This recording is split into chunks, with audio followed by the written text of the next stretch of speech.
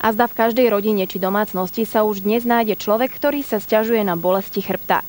Mnohí z nás ale zostanú iba pri tom sťažovaní a preto, aby sa náš stav zmenil, nerobíme nič. Pritom správne cviky či odborná starostlivosť dokážu zázraky.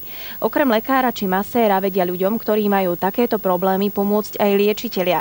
Určite si ešte spomínate na pána Andráša Kováča, ktorý operuje v duchovnom tele. Ako sa o chvíľu budete môcť presvedčiť, tento zázračný liečiteľ má viaceré úžasné schopnosti. Napríklad dokáže vyliečiť herniu disku, teda veľmi vážne ochorenie. Pán Kováč totiž pozná viac ako 120 naprávacích techník, pomocou ktorých z vás údajne za 20 minút urobí o 10 rokov mladšieho človeka.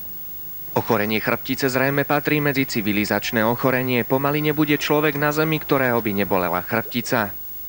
Žiaľ, ochorenie chrbtice vidíme už aj pri 50–60% detí. Majú zakrivenú chrbticu a ploché nohy. V dôsledku toho sa statika celej chrbtice naruší. Pozeráte sa na naprávacie techniky maďarského liečiteľa. Pred viac ako 15 rokmi pochodil celú Európu, Ameriku, Áziu a Austráliu. Učil sa naprávacie techniky, teraz pozná viac ako 120 techník, pomocou ktorých dokáže hotové zázraky. Dokáže vyliečiť aj spomínanú herniu disku. Pokiaľ niekto trpí touto chorobou, má časté bolesti nohy. Hernia disku totiž zvyčajne tlačí nerv. Lekári tento problém vedia riešiť operačne. Niekedy sa však objavia problémy a pacient má opäť tie isté príznaky bolesti.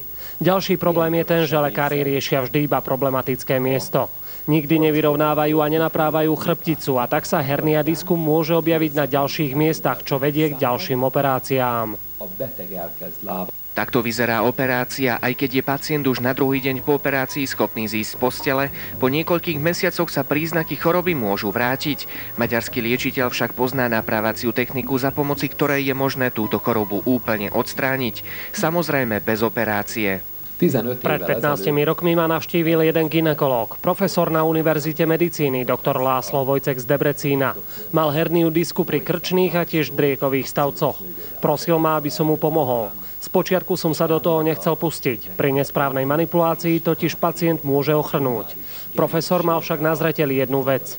Či sa už operácii podrobí alebo nie, vo svojej kariére už zrejme pokračovať nebude. Napokon ma presvedčila a dal som sa do práce.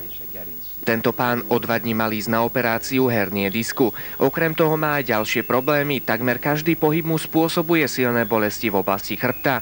Celá jeho chrbtica je úplne zdeformovaná. Naprávacie praktiky maďarského liečiteľa by však mali pomôcť aj jemu. Ako sa cítiš?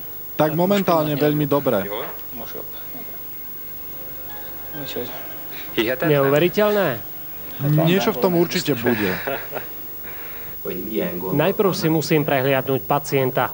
Hneď na prvý pohľad vidno menšie zaoblenie pri hrudníkových stavcoch.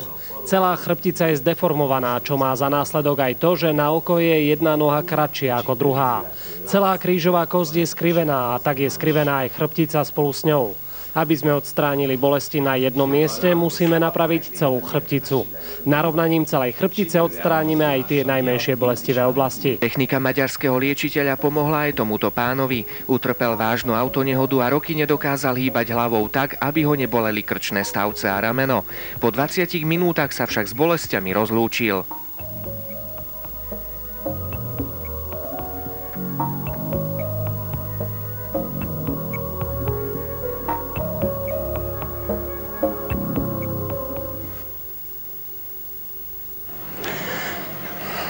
Je to už oveľa lepšie. Necítim ani bolesť v krku.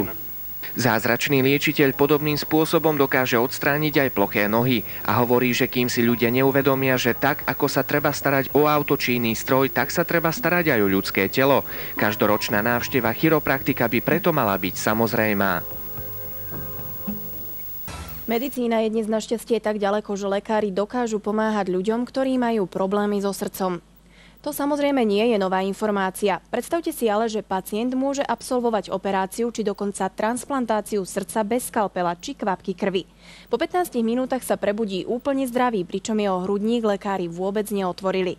Hovoríte, že to nie je možné? Podľa istého liečiteľa je. Ten totiž praktizuje operáciu v duchovnom tele.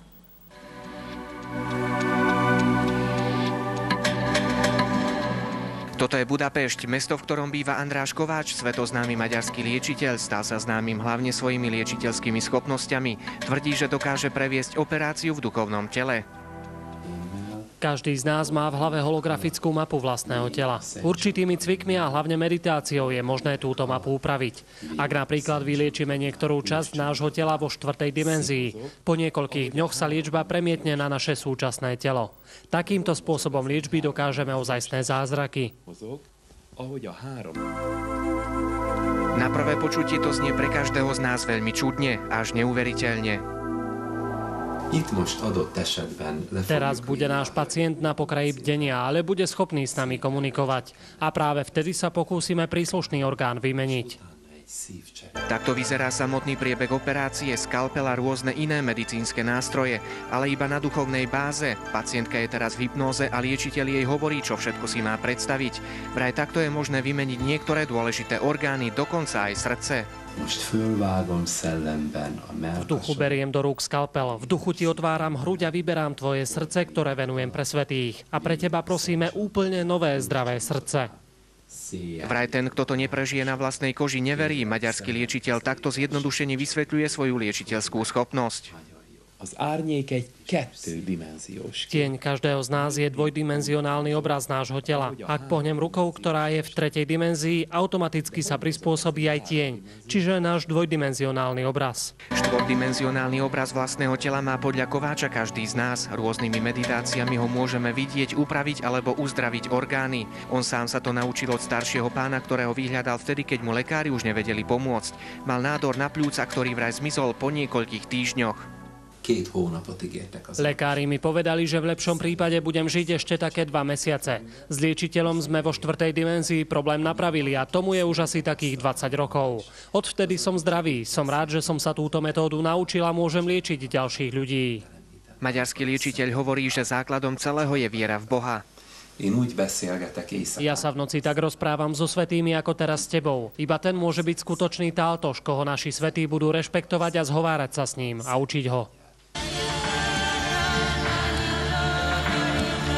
Stovky ba tisíce priaznivcov a pacientov hovoria o zázračnom vyliečení. Sú medzi nimi inžinieri, vysokoškolsky vzdelaní, ale aj úplne obyčajní ľudia. Tento pán pracuje ako gynekológ, spolu s manželkou sa dlho pokúšali o dieťa. Keď lekári zlyhali, nevedeli čo ďalej, na rad prišiel maďarský liečiteľ.